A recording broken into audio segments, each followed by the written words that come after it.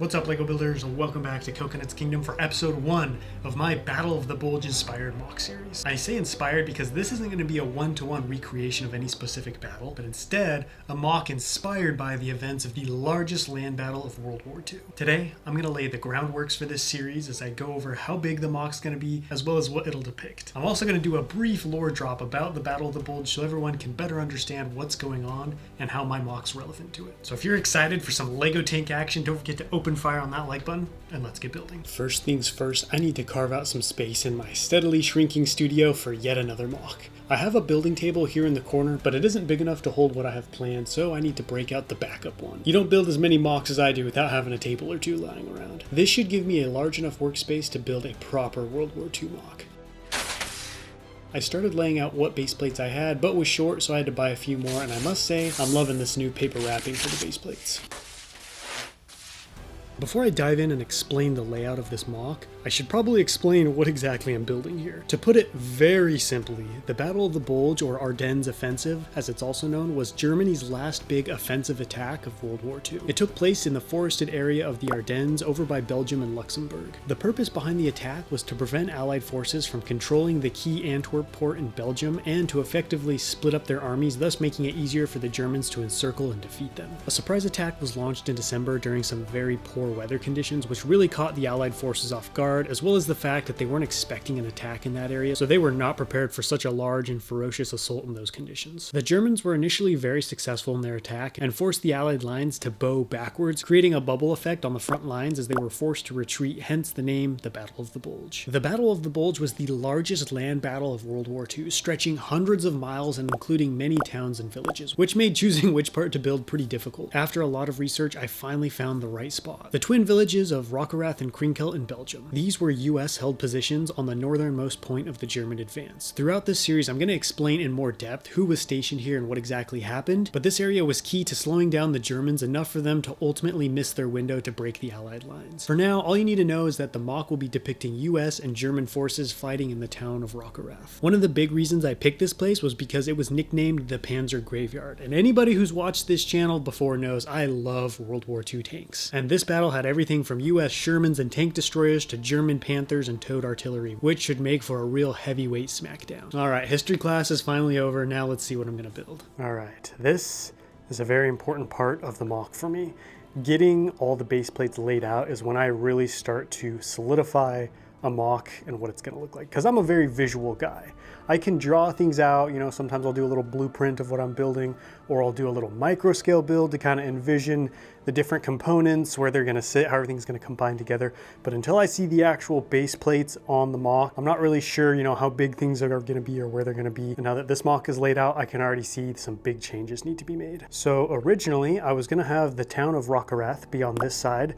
You've got the US tanks here holding the town, and then I was going to have the Germans on this side crossing a little bridge to go into the town. But this layout isn't exactly conducive to the battle I wanted to pick. This would be great if I was doing one of those typical frontline battles. If you have two forces meeting squarely in the middle, all lined up, going at it against each other, because then you could have this nice wide front line, but you wouldn't need to go too far back behind each force because this is where the action's happening. But this isn't what happened during the Battle of Rocherath. The US forces knew they were outmanned and outgunned, so they actually took up spots inside the city, hiding their towed artillery, hiding bazookas, hiding tanks, all different kinds of anti-tank weapons in the small streets and alleys in the houses to kind of ambush the tanks as they went into the city. And this layout won't really work for that because right now I'd have a nice wide view of the town, but it would only be the very edge of it. I'd only be able to include, I don't know, maybe 4, maybe 5 buildings over here tops.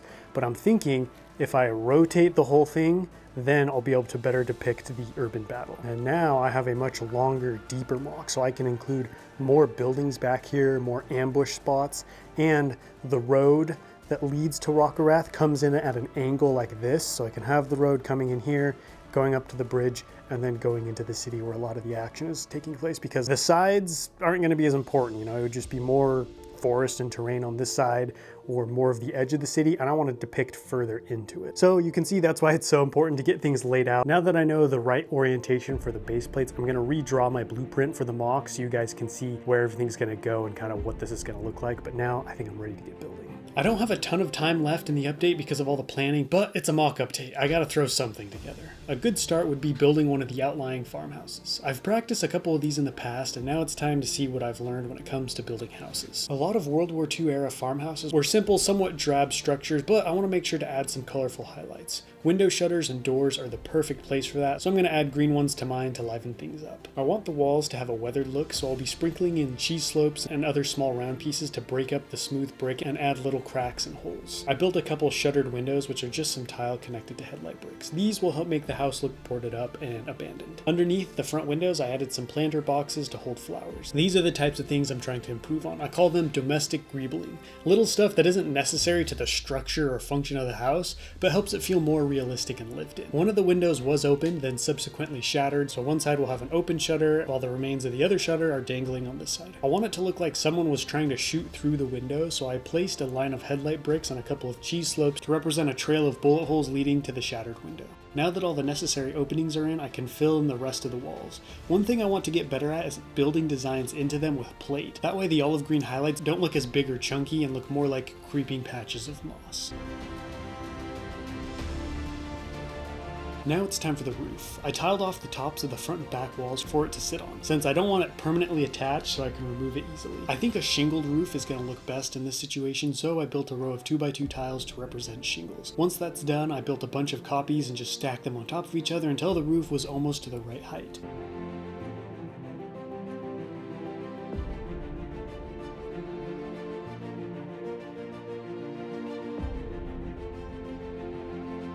For the last row of shingle, I had to use special 2x2 tiles with studs on them. That way there was no filler plate on the inside above them. It's kind of hard to explain this process, but not having any filler plate at the top of each roof panel allows them to fit together snugly without the dark tan plate getting in the way. I repeated the same process to build the back roof, except I left a shingle out in the middle, creating a hole which will fit the chimney. I stuck a 1x2 cheese slope on the bottom of the chimney to help it attach seamlessly to the roof, and the first building of Rocherath is done. What a great start to my town. It's pretty simple, but the more I practice houses, the more detailed they're getting, and I'm collecting more of the right kinds of pieces. I have a lot of parts that are great for clone bases, wild jungles, or military vehicles, but I don't have a lot of crenellation or detail pieces that are needed for most residential buildings. I tried to add lots of cracks and chinks in the wall of this farmhouse to make it look a little run down and damaged from all the fighting. Now that I have the base design figured out, I can build more houses like this, but modify them to have different shapes, porches, or more battle damage. I think it would be cool to have a tank driving through a wall of one of these houses to find some cover. This will be one of the outlying farmhouses just outside the town, which will have been taken over by enemy troops. Once I get the terrain done, I can place this and build the yard around it, which will include cool stuff like wagons, tractors, and some animal pens. I hope you're as excited as I am for this because I have been prepping for over a year for my first World War II mock series. Keep in mind, this is a World War II inspired series, so things might not look like what you think they should or what you've read about, but that's just part of what makes LEGO so fun. We get to build whatever we want. My goal here isn't to rebuild this battle in its exactness, but to create an awesome mock that inspires people to go out and learn more about history and create their own stuff. As far as an upload schedule goes, I want to take things slow and not rush this project. So expect 1 to 2 updates a month depending on how busy I am on my main channel. But that's a wrap for this video. Don't forget to let me know what you think of my mock plans down below in the comments, and until next time, happy building.